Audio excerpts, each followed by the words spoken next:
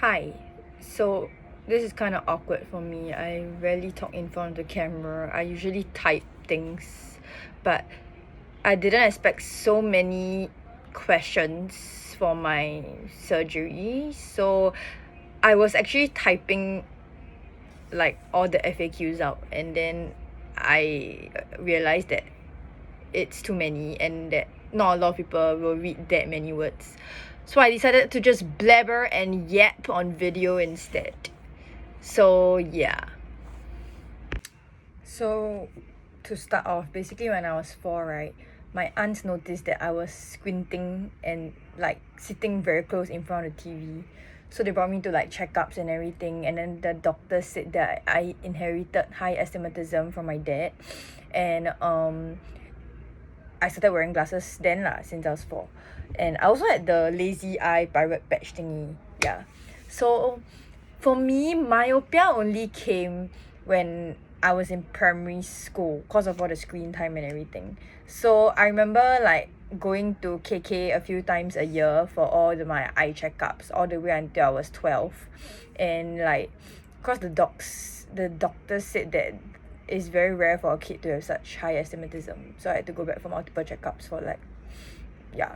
And I remember like, when primary school we brought our health booklet to school, and then we will compare to like each other's booklets, and then everyone's booklets were like relatively thin, and mine was like thick because all my eye checkup prescriptions and details were all stapled at the back of my health booklet. So yeah. And basically, because I've been doing ballet since I was like 3, right? And then I've been performing on like stages with my glasses all along. And usually I wear like ear hooks, if not my glasses will like fly off.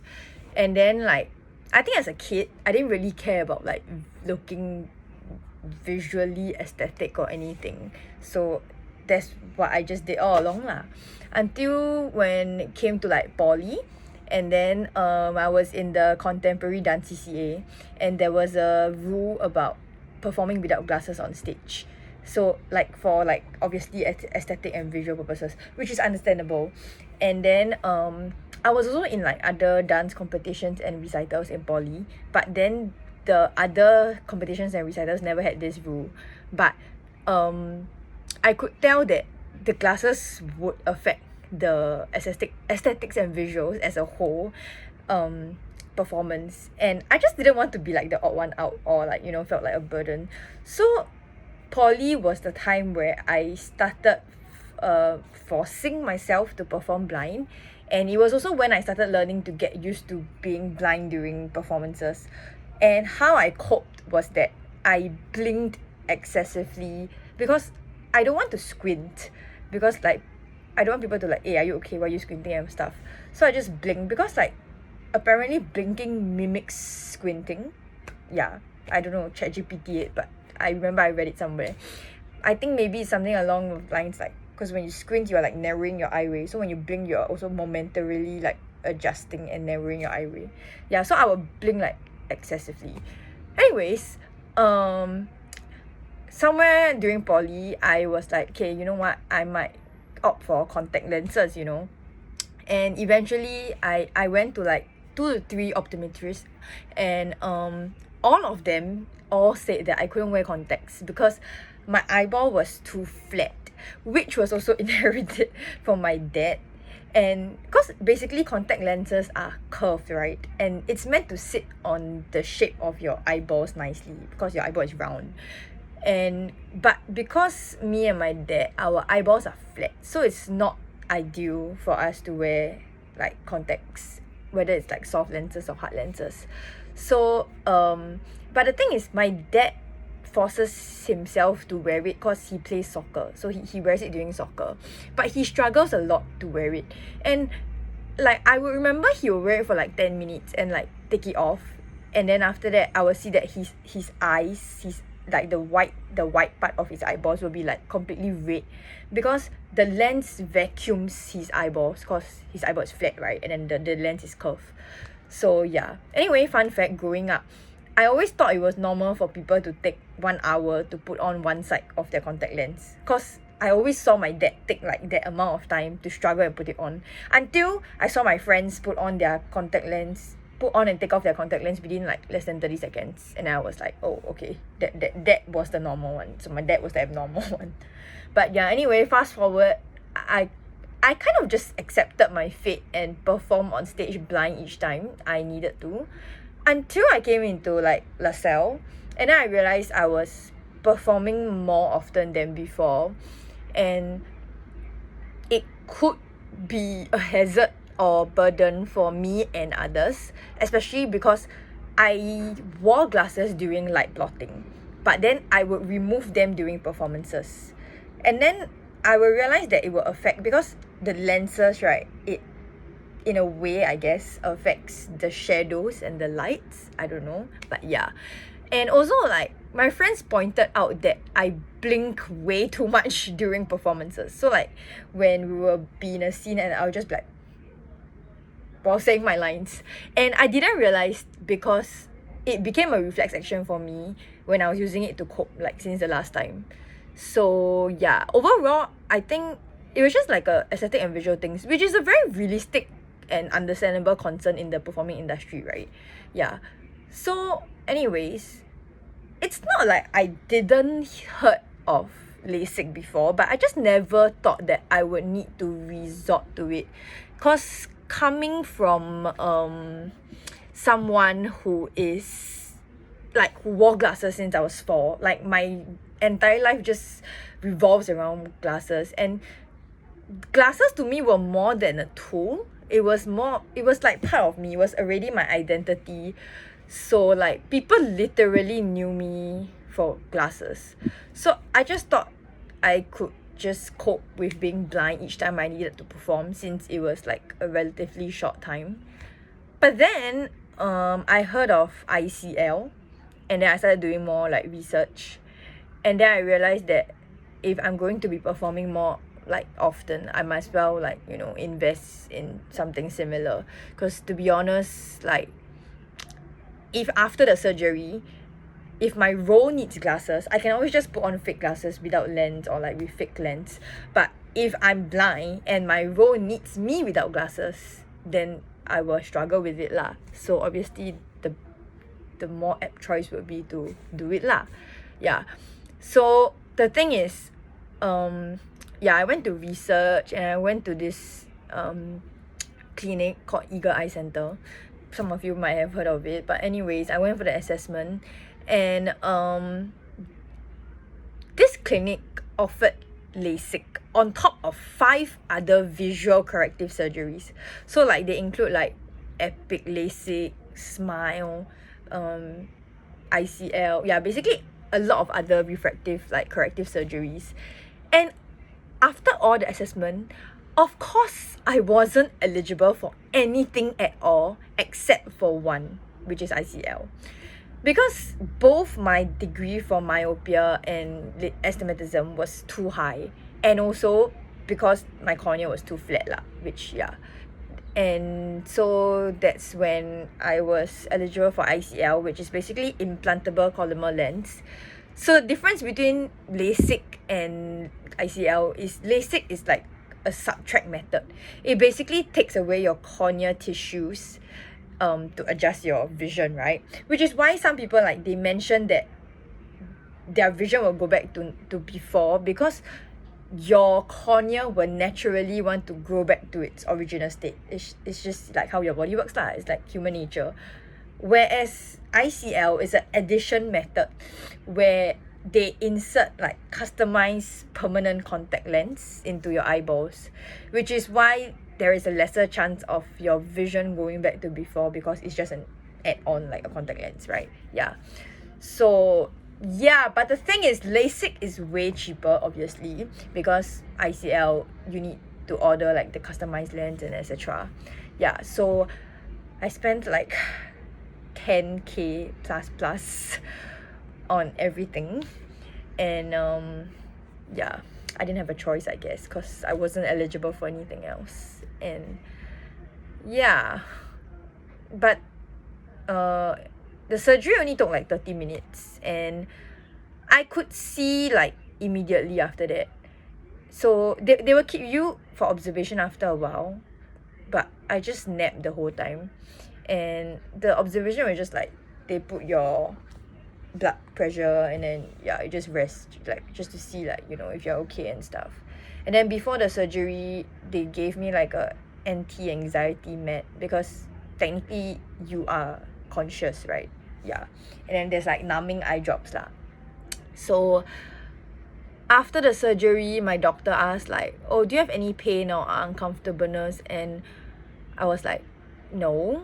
And then he was like, huh? Like, not at all. And I was like, no, am I supposed to feel any pain or unconsciousness? Then after that he was like, oh, maybe because you're a female, so like your pain tolerance higher. So I was a bit confused, because I was like, oh, I thought it was just because of the numbing eye drops. Then he was like, oh no, it's supposed to wear off already. Then I was like, oh, okay, good for me, I guess. But yeah, I never felt any like pain or whatsoever. But it was the after that was the maintenance of the after that was like tough for me, because okay, the first day, right, I was literally just sleeping throughout because I was so drowsy. And my eyes were very sensitive to light for the first week, so I had like 7 days MC, and I just stayed at home literally and rotting in bed. And it was to the point where my room light was so sensitive that I couldn't on my room light. Yeah. So I basically had to wear sunglasses often, I guess. Yeah, but it's better now. I don't really care about lights anymore. And then I couldn't rub my eyes, obviously. Oh, this is the gross part. I couldn't wash my hair or my face or do any skincare for like the entire week. Super gross, I know, but like, yeah. And I couldn't exercise, obviously, because like you don't want the sweat to like go into your eyes. And the worst of all, which is I think the saddest thing, is that I couldn't swim or do contact sports for a month, because when the holiday started I was swimming very often and occasionally playing badminton, but yeah, I couldn't do any of that.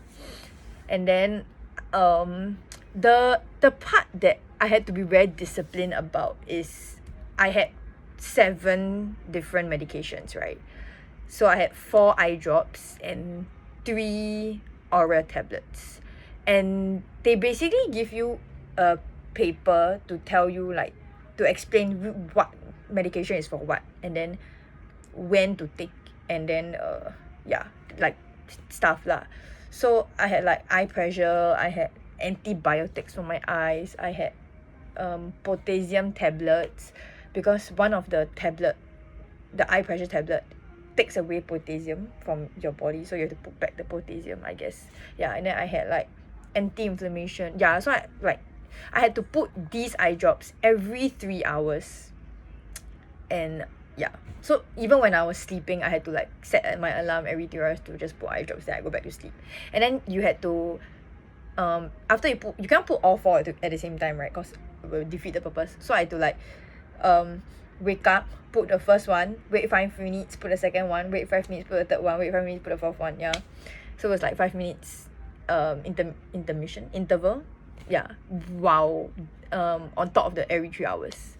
And then I had to wear an eye shield during my sleep, because like you don't want to rub your eyes in your sleep accidentally, which I almost did. Basically, like I woke up and then I like reflex action lifted my shield and just like went like that. And then when I did that, I like shocked myself awake, and I was like, shit, I can't do that. So I immediately like take my fingers away. Yeah, so yeah lah. And I had to clean my eyes using this. They'll provide 7 bottles of saline solution and a packet of 10 cotton balls each for each day. So you clean your eyes like once a day. And there was a specific order, I think. So like basically you will put the whole bottle of saline into the bag, then like make sure like your all the cotton ball absorb the saline solution. And then take the first cotton ball, clean your inner eye. Second cotton ball, clean your upper lid, and then lower lid, and then outer eye. And then the same for the other side. So after you have 8 cotton balls already, right? You used up 8. Then you have 2 left, right? you just take one to clean like whatever you need to clean, and then the other one take like whatever you need to clean. Yeah, so that's how all 10 are used up. And then also I think the first few days when I could finally properly open my eyes, like maybe the third or fourth day, I saw floaters, like black spots, but they disappeared after like a day. So yeah.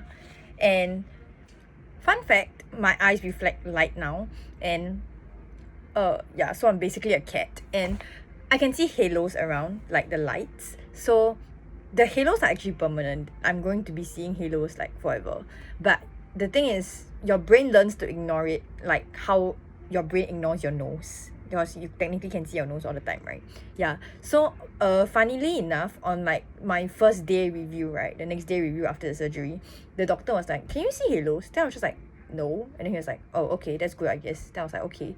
Then the next week review, like the 1 week review, I went back, then he asked the same question, and I was like, actually, now that you mention, I realize I can. It's like my first time that I'm able to see the halo so clearly. Then he's like, oh, okay. Then he explained lah, like it will be there permanently, and that it will just like learn to ignore it after that. And he said like, don't go halo hunting, because like some patients, they will go and halo hunt, and then after that they will just see it all the way, whereas like if you don't halo hunt, your brain will learn to ignore it, which is obviously what I did not do. Like I didn't even see the halos in the first week. But yeah, so anyways, I still kind of feel weird without my glasses. Like sometimes I'll reach my hands to my face, like to push my glasses up, but then I realized that, oh, I don't have my glasses anymore. Or like sometimes out of muscle memory, right, I would like want to remove my glasses before I shower. Then I'll be like, oh wait, I don't have my glasses anymore. Yeah,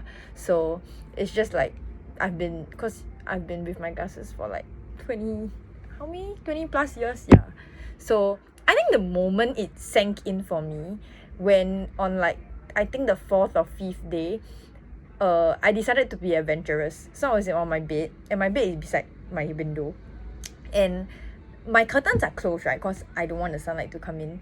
So I lifted my curtain at night, because I was still very light sensitive, right? So I lifted my curtain at night, and I stared, and then I realized that I can see the word in like red and white with the lights that said OCBC Aquatic Center.